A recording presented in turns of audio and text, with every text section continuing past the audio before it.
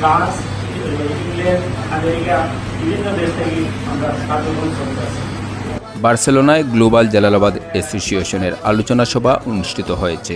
30 June রবিবার রাত 10টায় Barcelona Bangla spicy restaurant global Jalalabad association নবগঠিত স্পেন শাখার আয়োজনে অনুষ্ঠিত হয় আলোচনা সভা।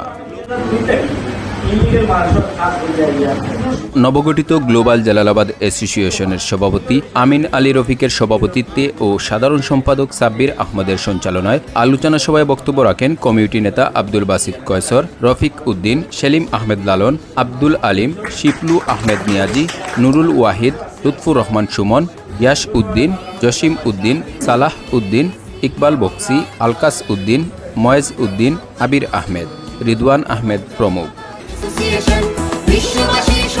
এছাড়াও আলোচনা সভায় উপস্থিত ছিলেন বার্সেলোনায় বসবাসরত সিলেট বিভাগের বিভিন্ন অঞ্চলের কমিউনিটি নেতৃবৃন্দ।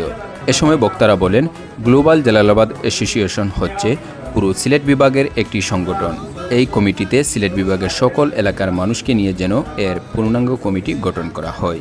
এই সংগঠনের মাধ্যমে আমাদের সিলেট বিভাগের মানুষের কল্যাণে কাজ করতে হবে।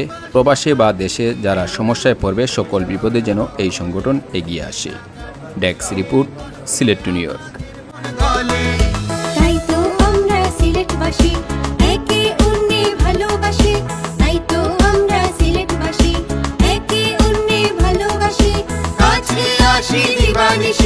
করব উন্নয়ন আমাদের সংগঠন গ্লোবাল জালালাবাদ অ্যাসোসিয়েশন, বিশ্ববাসীর সংগঠন গ্লোবাল জালালাবাদ অ্যাসোসিয়েশন, আমাদের সংগঠন গ্লোবাল জালালাবাদ অ্যাসোসিয়েশন, বিশ্ববাসীর সংগঠন গ্লোবাল জালালাবাদ অ্যাসোসিয়েশন।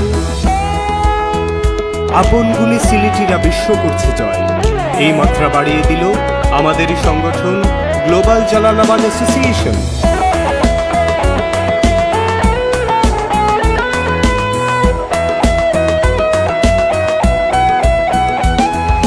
মধ্যপ্রাচ্যের দেশে দেশে থাকি আমরা বিদেশে, মানব সেবায় থাকবো মিশে আমাদের এই পণ। মধ্যপ্রাচ্যের দেশে দেশে থাকি আমরা বিদেশে, মানব সেবায় থাকবো মিশে আমাদের এই পণ।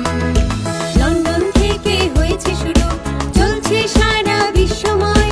লন্ডন থেকে হয়েছে শুরু, চলছে সারা বিশ্বময়।